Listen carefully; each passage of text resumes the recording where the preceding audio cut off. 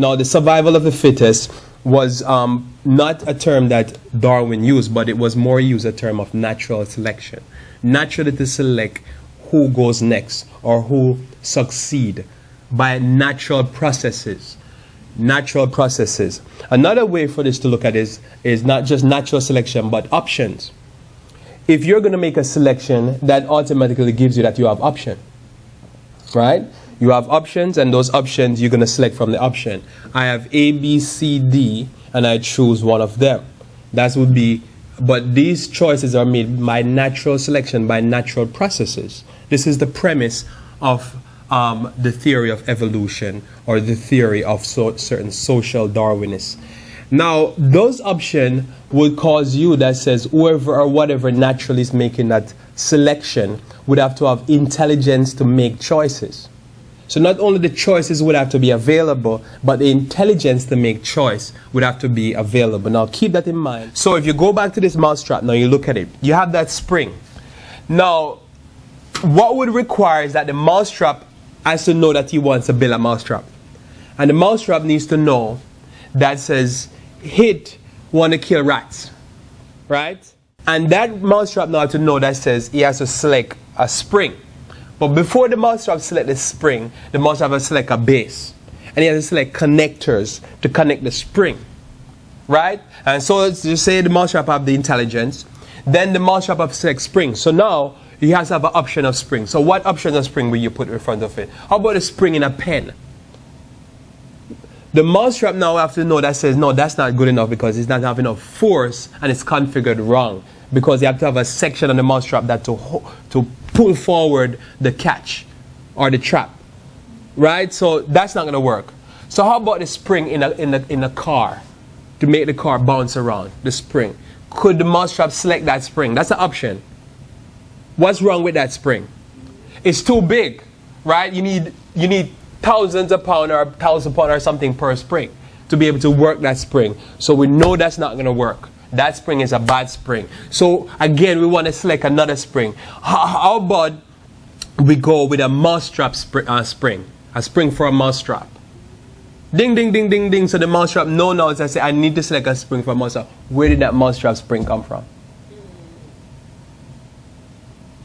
What manufacturer do you go to get that spring?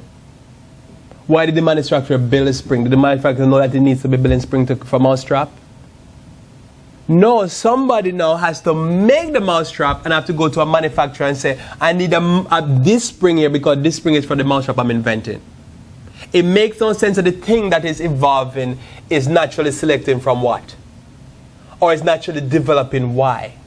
Why would an amoeba develop a human being?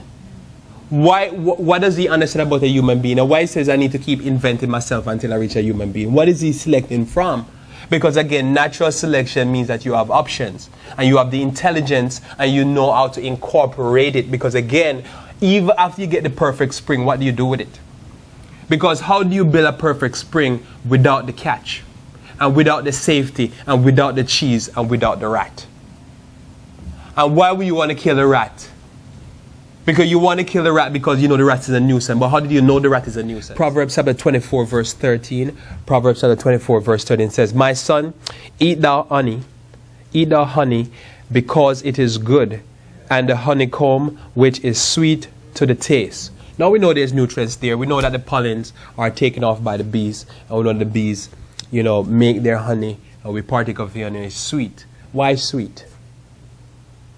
Why sweet? Why not the bees just come and sting us all up? Alright? Why the bees doesn't find all the poisonous plants it can and put all the poison in there so it can kill us off? And then he said, let's see who win. It's me against you guys. You like honey? We're going to poison the honey for you. That's what we're going to do. Right? Why doesn't bees do that? If we're all in a survival fittest, why does the bees bless us like this? And take care of us. And then we kill the bees with insecticide. And then we wonder why millions of the bees are dying. And then we have problem with our orange because the oranges depend upon the bees for pollination. So then we have a problem with orange and various different fruits because we're killing off the bees. Who is doing the evil in the world? Is it really the bees? Or is it because we have been corrupted from our false institutions, teaching lies to the students, them and making fools of them, telling them that they come from some chimp? Now we know coconut water contains sugar, dietary fiber, protein, antioxidants, vitamins and minerals, and provide an isotonic electrolyte balance, which is great for exercise. If you're going to exercise, the electrolyte balance in coconut water is very good. Now somewhere they're saying back in billions of years ago, or a million and millions of years ago, or a million years ago, or a few thousand years ago, the coconut decided that he's going to evolve from the plant string, wherever that came from. Because plant is not like flesh and blood, but somehow the coconut decided to evolve.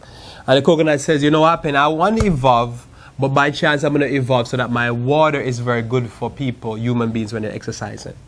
So when that person goes out to exercise, I'm going to make sure that if they drink some of my water, I'm going to evolve. That says it's going to give them good electrolyte balance for the exercise. By chance. I don't know them. I don't know what human beings are, but I'm just going to evolve for them. And it just so happened that the coconut decided to say, what I'm going to do, I'm going to make sure that I can plant myself near on beach and sandy area, like what the picture we have here. And I'm going to be able to give you fresh water, but I'm going to be near salt water. And I'm going to be able to filter that salt out. And I'm going to be able to put you out and you're going to get nice fresh water. So if you're on the beach, you're swimming, it's going to be perfect for you to get the electrolyte balance you need while you're in the water and out of the water, while the sun is beating down on you. And I'm going to give you this and you're going to be able to drink this, you're going to be able to go back out swimming. Okay, you're going to be able to pick me right on the beach. We have the orange juice. Now the orange juice, now again, same thing. The orange juice says, look, I'm going to evolve so that you can have nice vitamin C, because you know you need vitamin C.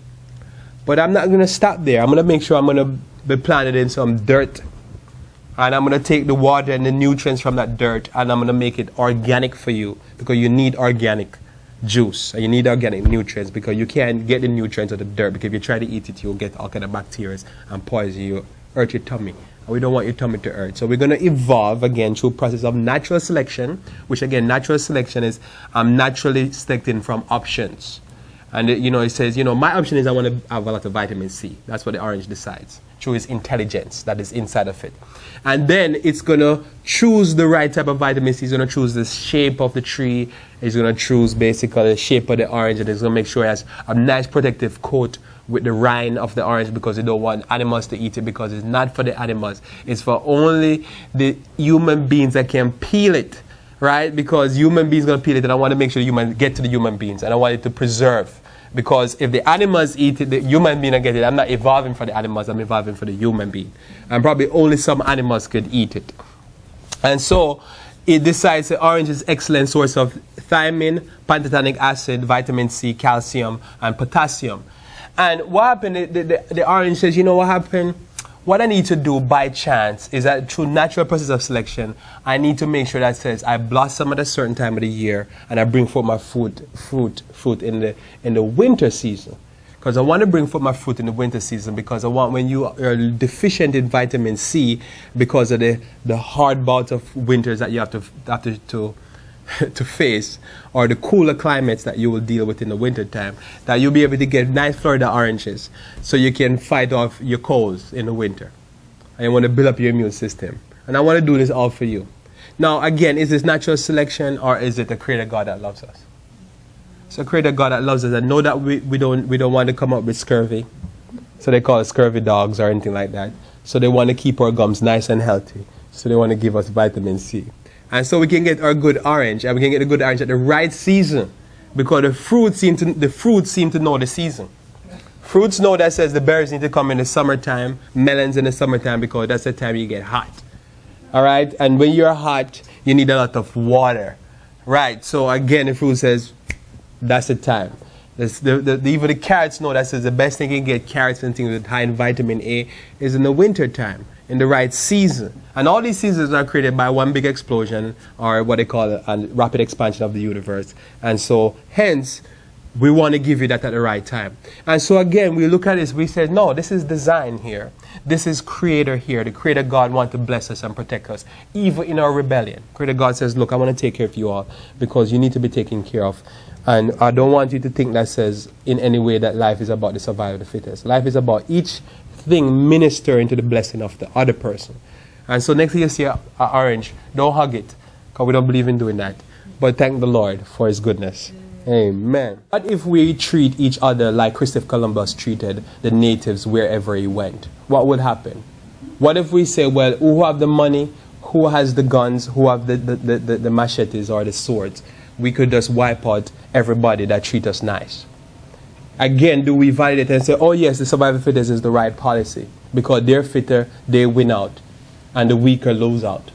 So what happened? Christopher Columbus go to an island, and all the natives come out nice and peaceful, and they come and give presents, and they give gold and flowers and food, and then Christopher Columbus start rape and kill everybody and wipe them out.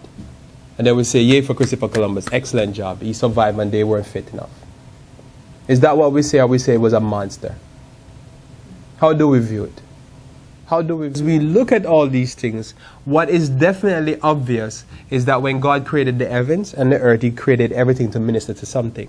And this is so obvious, but because of sin, men believe no, it's about survival of the fittest.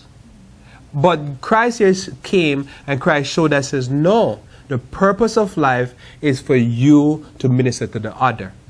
And end up human beings showed that says they don't get it because they end up killing Christ. And what he was doing, they killed him because he was preaching truth, he was helping the poor, he was helping the widow, he was helping the fatherless, and they decided to kill him for doing that.